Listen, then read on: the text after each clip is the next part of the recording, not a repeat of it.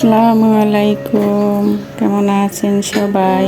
আশা করছি আমার প্রিয় ভাই বোনেরা ও দিদিমণিরা কাছে কিংবা দূরে, দেশ কিংবা দেশের বাইরে, যে যেখানে আছেন ভালো আছেন এবং সুস্থ আছেন। আমিও আলহামদুলিল্লাহ। তো এই তো এটা হচ্ছে ঈদের তৃতীয় দিন। তো আশা রাখছি সবাই ভালো আছেন। কমেন্টে অবশ্যই জানাবেন কার কেমন ঈদ কাটলো, কে কেমন আছেন, কোথায় আছেন, কে কোথায় বসে ঈদ করেছেন। আলহামদুলিল্লাহ আমার ভালোই কেটেছে। আমি আমার শান্তির নিরেই আছি, কোথাও যাওয়া হয় নাই আর যাইও না। তো সেদিকে বার নাই গেলাম। সকালবেলা অফ ক্যামেরা চা নাস্তা হয়ে গেছে। এই তো এখন বরাবরের মতো কাজে লেগে পড়লাম। দুপুরে রান্নাবান্নার আয়োজনের আগে এই তো চুলা এবং চুলার এরিয়াটা সুন্দর করে ক্লিন করে নিতেছি। তো আমার আপুরা, ভাইয়ারা, দিদিমণিরা যে যেখানে বসে আমার এই ভিডিওটি দেখছেন, তো প্লিজ দেখার শুরুতেই একটা লাইক দিয়ে পুরো ভিডিওটা দেখে নেওয়ার অনুরোধ রইল। সবাই সবাইকে একটু সাপোর্ট করবেন, তাহলে আমরা সবাই একসাথে এগিয়ে যাব ইনশাআল্লাহ। তাই তো আপনাদের সাথে কথা বলতে বলতে চুলাটা ক্লিন করে নিয়েছি।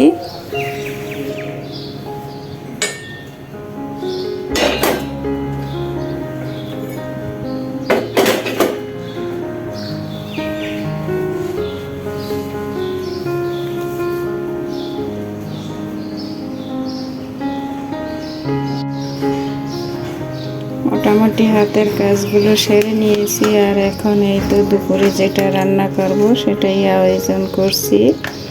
এখানে 2টা সোনালি মুরগি আমি সুন্দর করে ক্লিন করে নিয়েছি।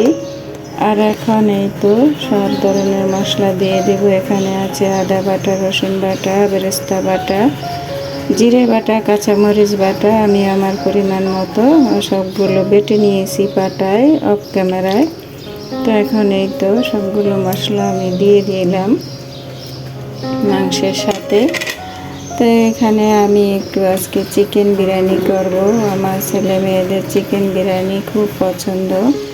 তো সেই জন্য আমি আগে মাংসটাকে ম্যারিনেট করে রাখবো। স্বাদ অনুযায়ী লবণ দিয়ে দিচ্ছি, আর দিয়ে দিচ্ছি টমেটো সস 1 টেবিল চামচ পরিমাণ দিয়ে দিলাম টমেটো সস। বিরিয়ানি তো কম বেশি সবাই রান্না করতে জানে, তো আমি যেভাবে করছি সেটাই একটু শেয়ার করছি আপনাদের মাঝে। দিয়ে দিলাম 1 টেবিল চামচ সয়া সস।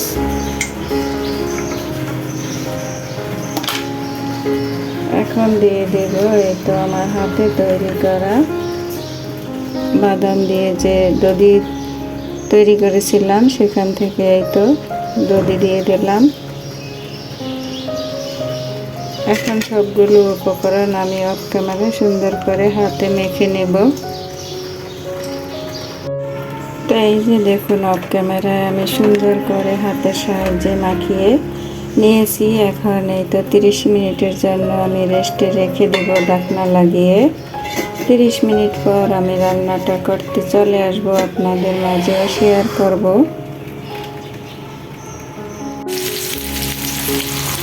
মাংসগুলো রেস্টে রেখে দিয়ে আমি এদিকে এই তো 2টা আলু কিউব করে কেটে নিয়েছি। আমি আমার পছন্দ অনুযায়ী কেটে নিয়েছি বিরিয়ানির সাথে দেওয়ার জন্য। আর সেগুলো এখন এই তো হালকা বাদামি কালার করে ভেজে নিতেছি।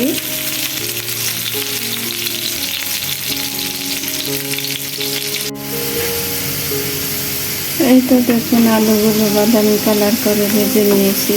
আলু ভাজা হয়ে গেছে।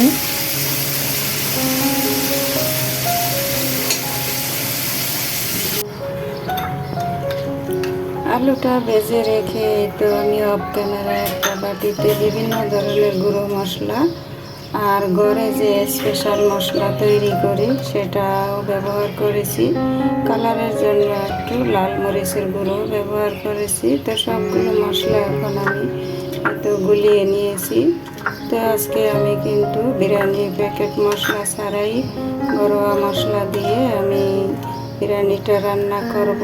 প্যাকেট মশলা ছাড়াও কিন্তু ঘরোয়া মশলা দিয়ে বিরিয়ানি রান্না করলে খেতে খুব মজা হয় আর স্বাস্থ্যসম্মত খাবার।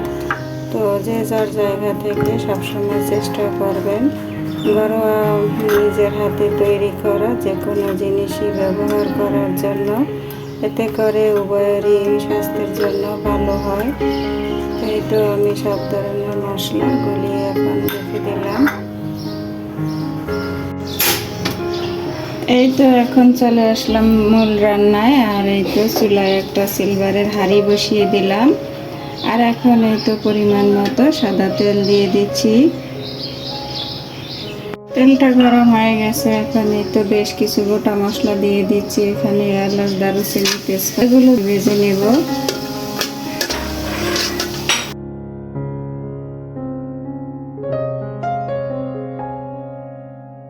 এই তো গোটা মশলাগুলো ভাজা হয়ে গেছে, সুন্দর একটা ফ্লেভার বের হয়ে আসছে। আর এই পর্যায়ে আমি বেশ কিছু কাঁচা পেঁয়াজ কুচি দিয়ে দিচ্ছি। পেঁয়াজগুলো এখন একটু বাদামি কালার করে ভেজে নেব। এই তো পেঁয়াজগুলো হালকা বাদামি কালার করে ভেজে নিয়েছি। এখন আমি যে গুলে রেখেছি সেই মশলাটা দিয়ে দিচ্ছি।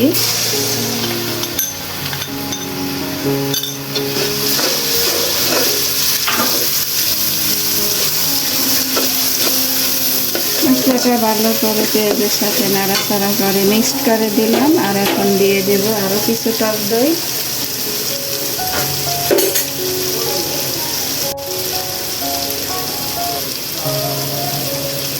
তো আরও কিছু টক দই দিয়ে দিলাম এখানে। এখন সবগুলো ভালো করে কষিয়ে নেব।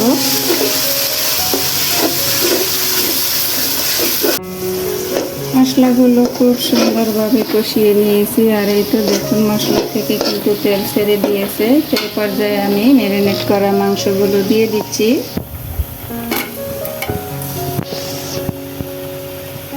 এখন মাংসগুলো ভালো করে নাড়াচাড়া করে কষিয়ে নেব 10 মিনিট।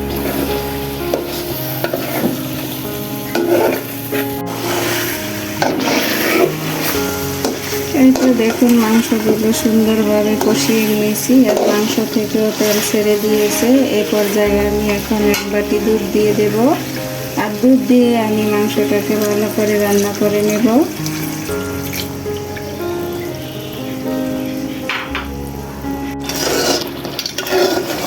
এই তো দেখুন মাংসগুলো প্রায় রান্না হয়ে গেছে, 80% রান্না করে নিয়েছি আমি। আর এখন এই তো ভেজে রাখা আলুগুলো দিয়ে দিচ্ছি। আলুগুলো দিয়ে আমি 5 মিনিটের মতো আর একটু রান্না করে নেব।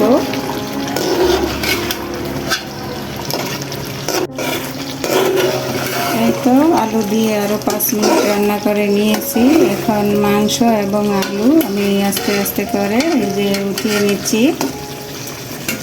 এই তো এভাবে আপনারাও ঘরোয়া মশলা দিয়ে বিরিয়ানি রান্না করে খেয়ে দেখবেন, খেতে কিন্তু ভারী মজা, খুবই ভালো লাগে। কারণ এই ধরনের খাবার তো আমরা আরও খেয়েছি, আজকে তো নতুন না।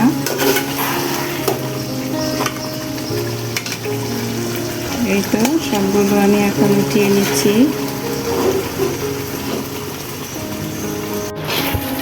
মাংস আর আলু ভালো করে তুলে নিয়েছি। আর এই যে গ্রেভিটা আছে এর মধ্যে আমি অফ ক্যামেরায় পোলাওর চাল দিয়ে রেখেছি। 1 কেজি চাল আছে এখানে। তা আমি চালগুলো এই গ্রেভির সাথে ভালো করে ভেজে নেব, তাহলে এই যে চালের মধ্যে মশলাটা ভালোভাবে ঢুকে যায় আর খেতেও বেশ মজা লাগে। তা আমি কিন্তু এভাবেই বিরিয়ানি রান্না করি। আমি একেবারে ওই যে পোলাওর মতো অনেকে ভেজে যে রান্না করে আমি সেভাবে করি না।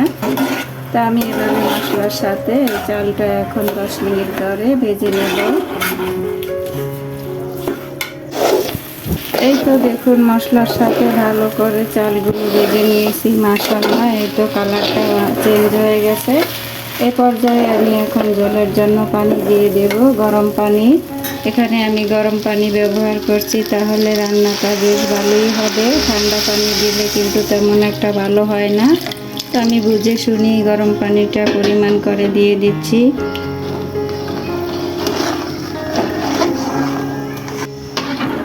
তো এই যে দেখুন আমি কিন্তু পানিটা আমার চোখের আন্দাজি দিয়েছি। তো যারা নতুন গৃহিণী তারা কিন্তু যতটুকু চাল নেবেন তার ডাবল পানি দিয়ে দিবেন। আর এই পর্যায়ে আমি এখন স্বাদ অনুযায়ী নুন দিয়ে দেব। একটু স্বাদ অনুযায়ী নুন দিয়ে দিচ্ছি। এখন পুরো রান্নাটা করে নিব, ঢাকনা লাগিয়ে দেব।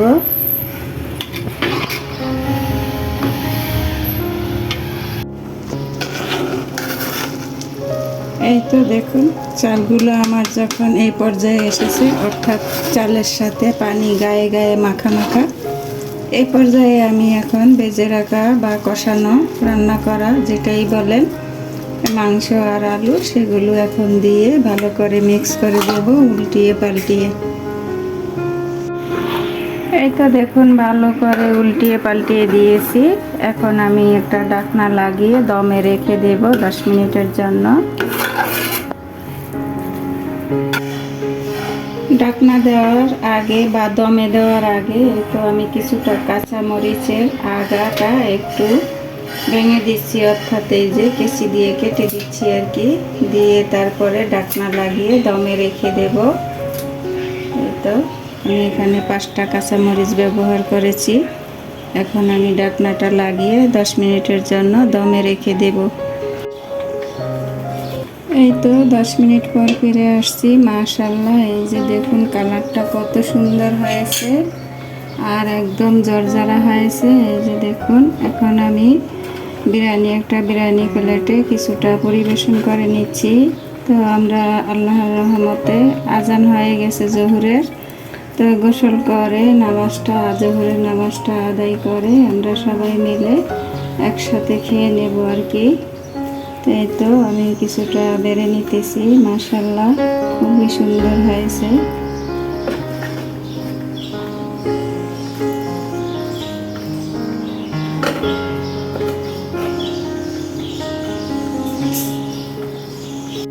এই তো আমি খাবার টেবিলে নিয়ে আসছি, আর এখন এই তো উপর থেকে একটু ডেকোরেশন করে দিচ্ছি।